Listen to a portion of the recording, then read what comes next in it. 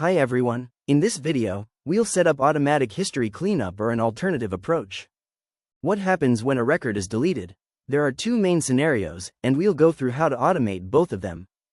The first option is to fully delete the record along with its log. In this case, it will no longer be available for playback. The second option is to mark the log as a recovery log.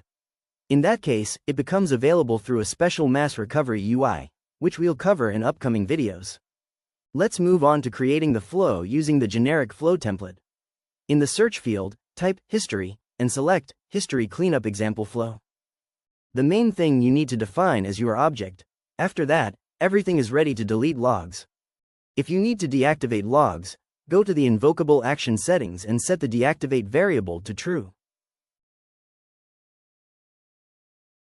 Then save the flow. In the advanced options, select the same template.